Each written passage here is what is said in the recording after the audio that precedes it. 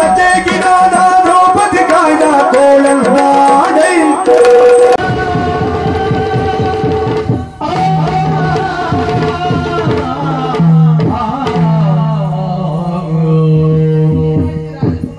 ಸುಪ್ರವೀಣೆ ಕೇಳು ಬೇಗ ಒಂದರೆ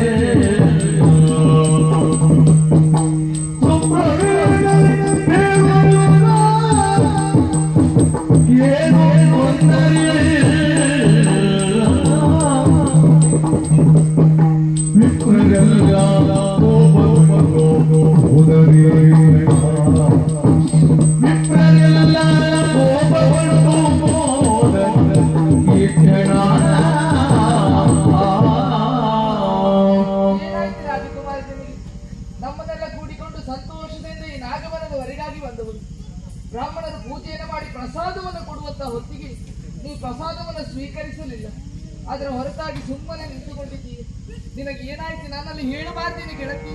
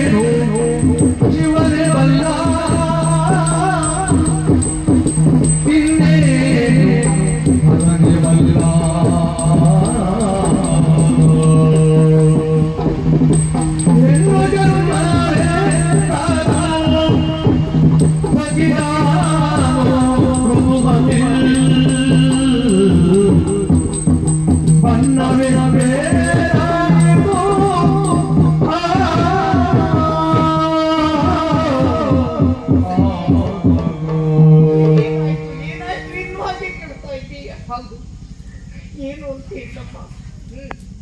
ನಾಗವನಕ್ಕೆ ಬರುವಾಗ ಹರುಷದಿಂದ ಎಲ್ಲವರು ಜತೆಗಂಡು ಬಂದವರು ನಾಗನಿಗೆ ಪೂಜೆಯನ್ನು ಸಲ್ಲಿಸಬೇಕು ಅಂತ. ಆದ್ರೆ ನನ್ನಿಂದಾಗಿ ನಾಗವನವೇ ಅಶುದ್ಧವಾಗಿ ಹೋಯ್ತಮ್ಮ, ಅಶುದ್ಧವಾಗಿ ಹೋಯ್ತು. ಅಶುದ್ಧವಾಯ್ತು? ಹೌದಮ್ಮ. ಅಂಥದ್ದು ಏನಾಯ್ತು? ಈ ನಾಗವನದಲ್ಲಿ ನಾ ಋತುಮತೆಯಾದೆ. ಎಲ್ಲವರು ನನ್ನನ್ನು ನಿಂದಿಸುವುದಕ್ಕೆ ಮುಂದಾಗ್ತಾ ಇದ್ದಾರೆ. ಇನ್ನು ಕೆಲವರು ಆಡ್ತಾ ಇದ್ದಾರೆ, ಅರಸನ ತಂಗಿ ನಾಗವನದಲ್ಲಿ ದೊಡ್ಡವಳಾದಳು ಎನ್ನುವ ಹಾಗೆ. ಎನ್ನ ದೇಹದ ಸ್ಥಿತಿಯ ಬದಲಾವಣೆ ಎನ್ನುವುದು ಎನಗೂ ಅರಿವಿಲ್ಲದೆ ಆಗಿ ಹೋಯ್ತಮ್ಮ, ಆಗಿ ಹೋಯ್ತು. ಅದೆಷ್ಟೋ ನಾರಿಯರೆಲ್ಲವರು ನಾಗವನದಲ್ಲಿ ಬಂದು ಸೇರಿದ್ದಾರೆ. ಎಲ್ಲವರು ತನ್ನತ್ತ ಬೆಟ್ಟಿಟ್ಟು ತೋರಿಸಿ ನಿಂದಿಸುತ್ತಾ ಇದ್ದಾರೆ. ಈ ಪ್ರಾಯದಲ್ಲಿ ಈಕೆ ನಾಗವನಕ್ಕೆ ಬರಬಹುದೇ? ಇವಳಿಂದಾಗಿ ನಮ್ಮ ಆಸೆಯೆಲ್ಲವೂ ನಿರಾಸೆಯಾಗಿ ಹೋಯಿತು. ಯಾಕಾಗಿ ಬಂದಳು ಇವಳು ಎನ್ನುವ ಹಾಗೆ. ಏಕೆ ನನಗೆ ಮಾತ್ರವಲ್ಲ, ನನ್ನ ಅಣ್ಣನ ಕುರಿತಾಗಿ ಮನಸ್ಸಿಗೆ ಬಂದ ಹಾಗೆ ಮಾತಾಡುತ್ತಾ ಇದ್ದಾರೆ. ಹೌದು, ಈ ನಾಡಿನ ದೊರೆಗೂ ಬುದ್ಧಿ ಬೇಡವೇ? ಯಾಕಾಗಿ ಕಳುಹಿಕೊಂಡ ಈಕೆಯಿಂದ ಎನ್ನುವ ಹಾಗೆ.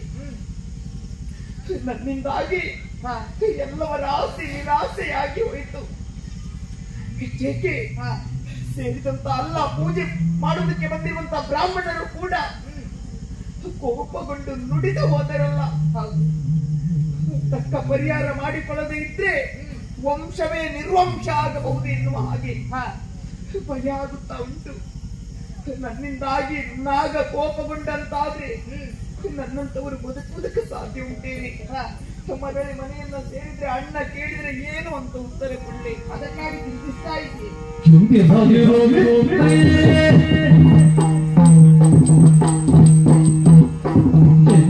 ಚಿಂತಿಸದಿರು ಪ್ರಮಾದಕ್ಕೆ ಎಂದಿಗೂ ನೀ ಬಾಧೆ ಪ್ರಮಾದಕ್ಕೆ ಎಂದಿಗೂ ನೀ ಕೊಂಕೋ ಜನದ ಓರ್ವನೆ ದೇವರು ಕೊಂಕೋ ಜನದ ಓರ್ವನೆ ದೇವರು ನಮನವು ನಿನಗೆ ಕೇಳುವಾಗ ಚಿಂತಿಸದಿರು ಪ್ರಮಾದಕ್ಕೆ ಎಂದಿಗೂ ನೀ ಬಾಧೆ ಅದಕ್ಕಾಗಿ ಚಿಂತಿಸ್ತಾ ಇದ್ದೀವಿ.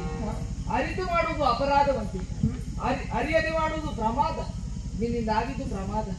ಹೆಣ್ಣೊಬ್ಬಳು ಋತುಸ್ನಾತಿಯಾಗುವುದು ಅದು ಪ್ರಕೃತಿ ಸಹಜವಾಗಿರುವಂತಹ ಧರ್ಮ. ಅದನ್ನು ಮೀರುವುದಕ್ಕೆ ಯಾವ ಹೆಣ್ಣಿಂದಲೂ ತಾನೇ ಸಾಧ್ಯ ಇಲ್ಲ. ನಿನ್ನನ್ನು ಇಲ್ಲಿಯವರೆಗಾಗಿ ಕಳುಹಿಕೊಟ್ಟಿದ್ದು ನಿನ್ನ ಅಣ್ಣ. ಇದಕ್ಕೊಂದು ದಾರಿಯನ್ನು ನಿನ್ನ ಅಣ್ಣನೇ ಸೂಚಿಸಬಹುದು. ಏನು ಹೋಗು, ಆದಷ್ಟು ಬೇಗ